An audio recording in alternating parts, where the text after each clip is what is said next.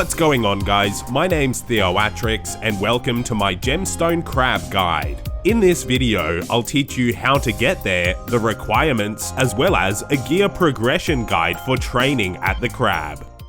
So why might you consider training here? Well, the Gemstone Crab provides 10-minute AFK intervals and there's no competition like regular crabs, meaning you won't need to fight over a spot. You also never go out of combat, so you're always attacking for a solid 10 minutes, which does lead to a higher XP rate overall. It could also be considered to be a social training spot where a lot of players chat, so if you're looking to socialize, you can do that at the crab too. The only real requirement to fight the Gemstone Crab is completing the Children of the Sun quest, and this gives access to Valamor. It's a very short and easy quest with no requirements. But aside from the Children of the Sun, there are some other unlocks you can get which will improve your training at the Gemstone Crab. Firstly, having fairy rings unlocked makes traveling to the crab a lot easier, and I'll show exactly how to get to the crab in a moment. You can also complete the Twilight's Promise quest to get the Pendant of Eights, which is an amulet with a teleport close by to the crab. In terms of combat stats, there's actually no recommendations. You can start with level 1 and still be effective at the Gemstone Crab, simply because it has very low defense. So how do you get to the Gemstone Crab? Well, I'm going to show you the fastest way there, the second fastest way there, and how to get there with no requirements. So firstly, how to get there the fastest. And that involves using the Pendant of Eights teleport to Castori. Then you run to the nearby crab location. If there's no crab there, you just enter the cave and it takes you straight to the next active crab. The second fastest way there is using the AIS Fairy Ring. From the Fairy Ring, you run southwest to the rowboat in the water and travel to Castori.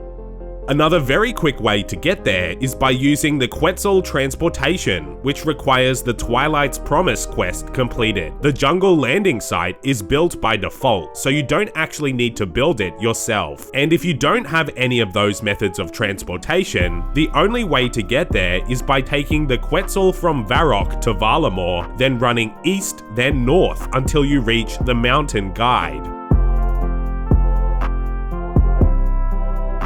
Then you follow the guide to Auburnvale. You run southeast to the rowboat, and here you travel to Castori. Then you run northwest to the crab location.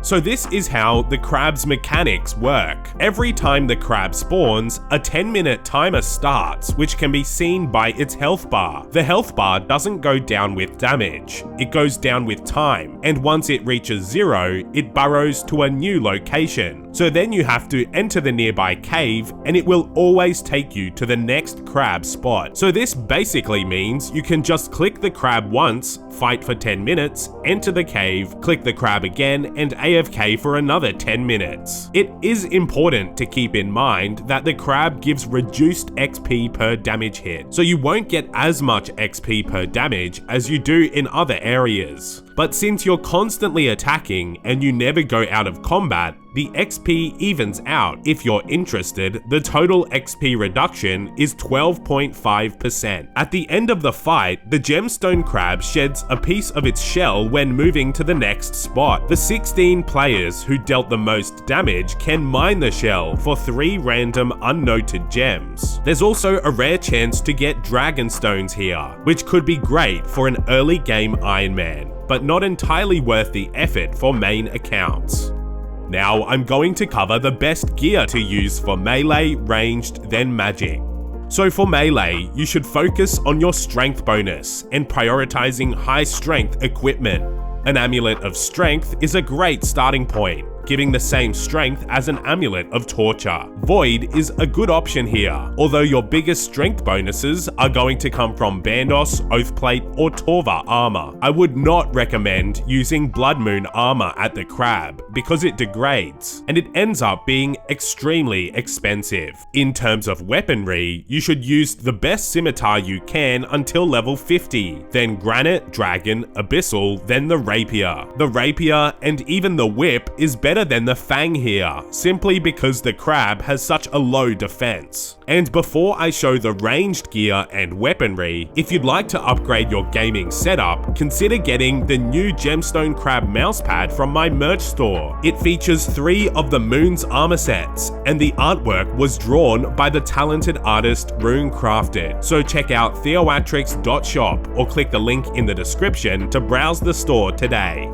For ranged, you should prioritize armor that gives a high ranged attack bonus and ranged strength bonus. So this includes the leathers and dragon hides at a lower level, and Elite Void is the best in slot due to its effectiveness against low defense monsters. It's even better than Missouri. Generally, it's not really worth using Carol's or Eclipse Moon armor because it's going to cost a lot of money in the long run, and those sets only give range accuracy bonuses, which isn't that useful against the Crab. For ranged weaponry, your best option from a low level is using the best knife you can, although a short bow with decent arrows is also a decent way to train. For Iron Man, you can get the Dorgeshan crossbow, which has a fast fire rate and cheap ammunition. The blowpipe is the best option, although can be expensive to use. And the Eclipse Atlatl is a decent option too. With Crab's zero defense, slow heavy hitting weapons like crossbows aren't that great here.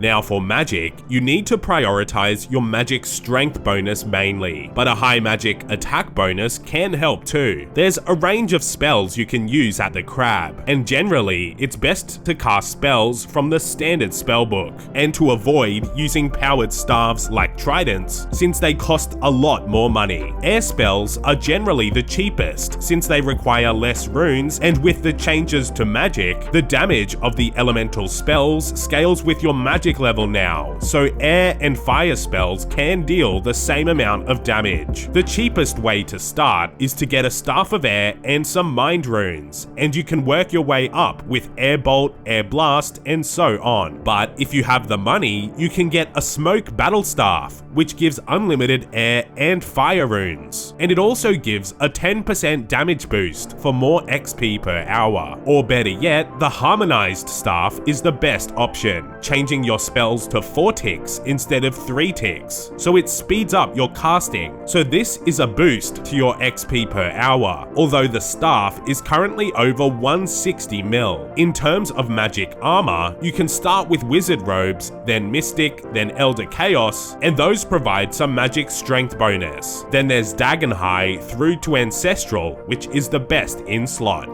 Anyways, that was my complete Gemstone Crab guide for old school. If you enjoyed this video, be sure to leave a like and subscribe for more old school content. Be sure to check out theoatrix.shop to get your hands on a Gemstone Crab mousepad. The link is in the description below.